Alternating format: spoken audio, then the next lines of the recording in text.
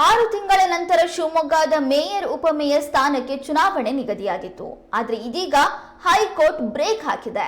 ಹೌದು, ಪಾಲಿಕೆ ಸದಸ್ಯ ನಾಗರಾಜ್ ಹೈಕೋರ್ಟ್ ರಿಟ್ ಅರ್ಜಿ ಸಲ್ಲಿಕೆ ಮಾಡಿದ್ರು. ಎಸ್ಟಿ ಪ್ರವರ್ಗಕ್ಕೆ ಮೀಸಲು ನೀಡಬೇಕು ಅಂತ ಅರ್ಜಿಯಲ್ಲಿ ಕೇಳಿಕೊಂಡಿದ್ರು. ಇದರ ವಿಚಾರಣೆ ನಡೆಸಿದ ಹೈಕೋರ್ಟ್ ಮೇಯರ್ ಉಪಮೇಯರ್ ಚುನಾವಣೆಗೆ ತಾತ್ಕಾಲಿಕ ತಡೆ ನೀಡಿದೆ.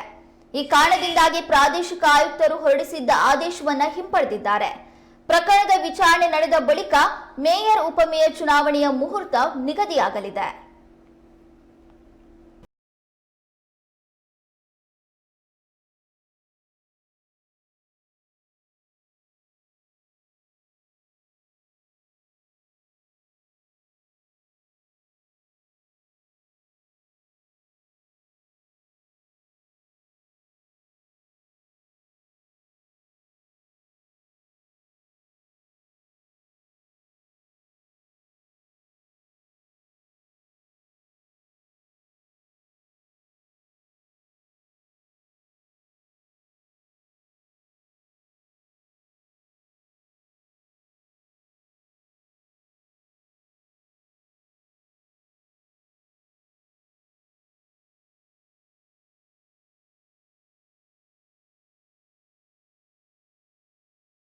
ಬಳಿಕ ಶಿವಮೊಗ್ಗದ ಮೇಯರ್ ಹಾಗೂ ಉಪಮೇಯರ್ ಸ್ಥಾನದ ಚುನಾವಣೆಗೆ ದಿನಾಂಕ ನಿಗದಿಯಾಗಿತ್ತು.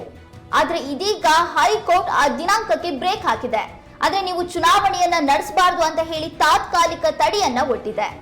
ಇದಕ್ಕೆ ಕಾರಣ ಆಗಿರೋದು ಪಾಲಿಕೆ ಸದಸ್ಯ ನಾಗರಾಜ್ ಹೈಕೋರ್ಟ್ಗೆ ರಿಟ್ ಅರ್ಜಿಯನ್ನ ಸಲ್ಲಿಕೆ ಮಾಡಿರೋದು. ಆ ಅರ್ಜಿಯಲ್ಲಿ ಎಸ್ಟಿ ಪ್ರವರ್ಗಕ್ಕೆ ಮೀಸಲಾತಿ ಕೊಡಬೇಕು ಅಂತ ಹೇಳಿ ಅರ್ಜಿಯಲ್ಲಿ ಕೇಳ್ಕೊಂಡಿದ್ದಾರೆ. ಇದರ ವಿಚಾರಣೆಯನ್ನ ಹೈಕೋರ್ಟ್ ನಡೆಸಿ ಮೇಯರ್ ಉಪಮೇಯರ್ ಚುನಾವಣೆಗೆ ತಾತ್ಕಾಲಿಕ ತಡೆಯನ್ನ ಒಡ್ಡಿದೆ.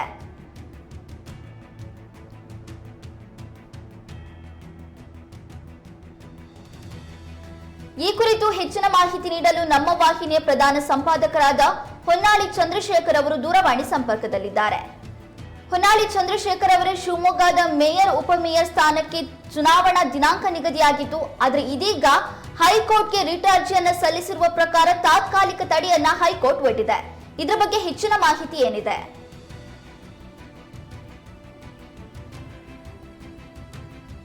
ಮೇಯರ್ ಹಾಗೂ ಉಪಮೇಯರ್ ಸ್ಥಾನಕ್ಕೆ ಮೀಸಲಾತಿಯನ್ನು ರಾಜ್ಯ ಸರ್ಕಾರ ಘೋಷಣೆ ಮಾಡಿತ್ತು.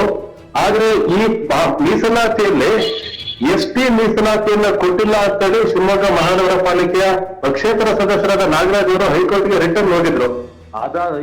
ಅದಾದ್ಮೇಲೂ ಸಹ ರಾಜ್ಯ ಸರ್ಕಾರ ಮೀಸಲಾತಿಯನ್ನ ಘೋಷಣೆ ಮಾಡಿ ಅಧಿಸೂಚನೆ ಹೊರಡಿಸ್ತು. ಶಿವಮೊಗ್ಗ ಸೇರಿದಂತೆ ರಾಜ್ಯದ 10 ಮಹಾನಗರ ಪಾಲಿಕೆಗಳಲ್ಲೂ ಸಹ ಮೀಸಲಾತಿಯನ್ನು ಹೊರಡಿಸ್ತು.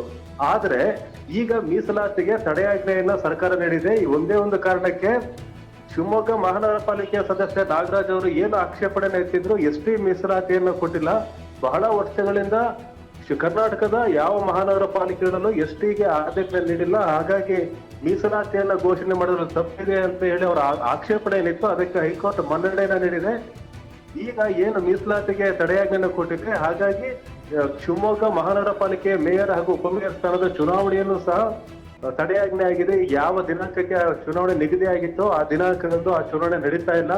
ಈಗ ಮತ್ತೆ ಏನು ಆಕ್ಷೇಪಣೆ ನಡೆದು ಅದರೆಲ್ಲ ವಿಚಾರಣೆ ನಡೆಸಿ ಅದರ ಸಾಧ್ಯತೆಗಳನ್ನು ನೋಡಿ ಮೀಸಲಾತಿಯನ್ನ ಬದಲಾಯಿಸುವ ಅಗತ್ಯ ಇದ್ರೆ ಮತ್ತೆ ಮೀಸಲಾತಿಯನ್ನ ಬದಲಾಯಿಸಿ ಹೊಸದಾಗಿ ಅಧಿಸೂಚನೆ ಹೊರಡಿಸಬೇಕಾಗಿದೆ. ಅಲ್ಲಿವರೆಗೂ ಸಹ ಶಿವಮೊಗ್ಗ ಮಹಾನಗರ ಪಾಲಿಕೆ ಚುನಾವಣೆ ನಡೆಯುವುದಿಲ್ಲ ಅನ್ನೋದಂತೂ ಖಚಿತನೇನ. ಹಾಗಾದ್ರೆ ಮುಂದೆ ಚುನಾವಣೆ ನಡೆಯುವುದಕ್ಕೆ ಇನ್ನೂ ಎಷ್ಟು ಕಾಲ ಬೇಕಾಗಬಹುದು? ಕಾಲ ಅಂತಂದ್ರೆ ಈಗ ಹೈಕೋರ್ಟ್ ತಡೆಯಾಜ್ಞೆ ನೀಡಿರೋದ್ರಿಂದ ಹೈಕೋರ್ಟೇ ಅದನ್ನ ನಿರ್ಣಯ ಮಾಡ್ಬೇಕಾಗುತ್ತೆ. ಈಗ ಹೈಕೋರ್ಟ್ ಎದುರು ಈ ಆಕ್ಷೇಪಣೆಗಳಿಂದ ಇದ್ರ ಬಗ್ಗೆ ವಿಚಾರಣೆ ನಡೆಯುತ್ತೆ. ಯಾವ ಕಾರಣಕ್ಕೆ ಎಸ್ಟಿಗೆ ಮೀಸಲಾತಿಯನ್ನ ಕೊಟ್ಟಿಲ್ಲ, ಎಷ್ಟು ಅವಧಿಯಿಂದ ಕೊಟ್ಟಿಲ್ಲ, ರೋಸ್ಟರ್ ಪದ್ಧತಿಯಿಂದ ಯಾವಾಗ ಕೊಡ್ಬೇಕಾಗಿತ್ತು, ಹಾಗೂ ಇಡೀ ಕರ್ನಾಟಕವನ್ನ ಒಂದು ಯೂನಿಟ್ ಅಂತ ನೋಡ್ತಾರೆ. ಶಿವಮೊಗ್ಗ ಮಹಾನಗರ ಪಾಲಿಕೆ ಮಾತ್ರ ಅಲ್ಲ, ಒಟ್ಟು 10 ಮಹಾನಗರ ಪಾಲಿಕೆಗಳನ್ನ ಒಂದು ಯೂನಿಟ್ ಅಂತ ನೋಡಿ ಅದರಲ್ಲಿ ಮೀಸಲಾತಿಯನ್ನ ನಿಗದಿ ಮಾಡ್ಬೇಕಾಗಿರುತ್ತೆ. ಈ ರೀತಿ ಹಿಂದೆ ಯಾವಾಗ ನಿಗದಿಯಾಗಿತ್ತು, ಎಷ್ಟು ಅವಧಿಯಿಂದ ನಿಗದಿಯಾಗಿಲ್ಲ ಅನ್ನೋದನ್ನೆಲ್ಲ ಪರಿಶೀಲನೆ ಮಾಡಿ ಆಮೇಲೆ ಹೈಕೋರ್ಟ್ ಇರೋ ಮೀಸಲಾತಿಯನ್ನೇ ಮುಂದುವರಿಸಿ ಅಂತಾನೂ ಸೂಚನೆ ನೀಡಬಹುದು, ಅಥವಾ ಮತ್ತೆ ಮೀಸಲಾತಿಯನ್ನ ಹೊಸದಾಗಿ ನಿಗದಿಗೊಳಿಸಿ ಅಧಿಸೂಚನೆಯನ್ನ ಹೊರಡಿಸಿ ಅಂತಾನೂ ಸಹ ಸೂಚನೆ ನೀಡಬಹುದು. ಇದು ಎಷ್ಟು ಕಾಲಾವಧಿ ತೆಗೆದುಕೊಳ್ಳುತ್ತೆ ಅಂತ ಹೇಳಿ ಸಾಧ್ಯ ಇಲ್ಲ. ಈಗಾಗಲೇ ಮಹಾನಗರ ಪಾಲಿಕೆ ಅವಧಿ ಮುಗಿತಾ ಇದೆ. ಏನು ಈ ಹಾಲಿ ಮೇಯರ್ ಇದ್ರು ಉಪಮೇಯರ್ ಇದ್ರು ಅವರ ಅವಧಿ ಈಗಾಗಲೇ ಮುಗಿದಿದೆ. ಮುಗಿದಾದ್ಮೇಲೂ ಸಹ ಅವರಿಗೆ ಬೋನಸ್ ಅಂತ ಹೇಳಿ ಹಲವು ತಿಂಗಳ ಕಾಲಾವಕಾಶ ಸಿಕ್ಕಿತ್ತು. ಈಗ ಹೈಕೋರ್ಟ್ ಮತ್ತೆ ತಡೆಯಾಜ್ಞೆ ನೀಡಿರೋದ್ರಿಂದ ಹಾಲಿ ಇರತಕ್ಕಂತ ಮೇಯರ್ ಹಾಗೂ ಉಪಮೇಯರ್ ಅವರಿಗೆ ಮತ್ತೆ ಬೋನಸ್ ಅಂತ ಹೇಳಿ ಇನ್ನಷ್ಟು ಅಧಿಕಾರದ ಅವಕಾಶ ಸಿಕ್ಕಿದೆ. ಆದ್ರೆ ಹೈಕೋರ್ಟ್ ಯಾವಾಗ ಈ ಎಲ್ಲಾ ಪರಿಶೀಲನೆ ಮಾಡಿ ತಡೆಯಾಜ್ಞೆಯನ್ನ ಹಿಂಪಡೆಯುತ್ತೋ ಅಥವಾ ತಡೆಯಾಜ್ಞೆಯನ್ನ ಹಿಂಪಡೆದ್ರೆ ತಕ್ಷಣ ಚುನಾವಣೆ ನಡೆಯುತ್ತೆ. ಹೈಕೋರ್ಟ್ ರಾಜ್ಯ ಸರ್ಕಾರಕ್ಕೆ ಮತ್ತೆ ಅಧಿಸೂಚನೆಯನ್ನ ಹೊರಡಿಸಿ ಮೀಸಲಾತಿಯನ್ನ ಪರಾಮರ್ಶೆ ಮಾಡಿ ಹೊಸದಾಗಿ ಮೀಸಲಾತಿಯನ್ನ ಘೋಷಣೆ ಮಾಡಿ ಅಂತ ಹೇಳಿದ್ರೆ ಮತ್ತೆ ಸರ್ಕಾರ ಅದಕ್ಕೆ ಸಮಯ ತೆಗೆದುಕೊಳ್ಬಹುದು.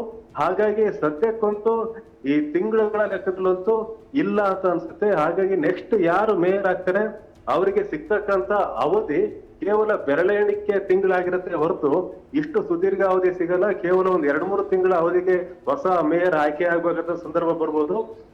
ಆಗ ಏನ್ ತೀರ್ಮಾನ, ಯಾವ ನಿಲುವನ್ನ ರಾಜ್ಯ ಸರ್ಕಾರ ತೆಗೆದುಕೊಳ್ಳುತ್ತೆ ಅನ್ನೋದನ್ನ ನೋಡ್ಬೇಕಾಗಿದೆ ನೈನಾ. ಓಕೆ, ನಿಮ್ಮೆಲ್ಲ ಮಾಹಿತಿಗಾಗಿ ಧನ್ಯವಾದಗಳು.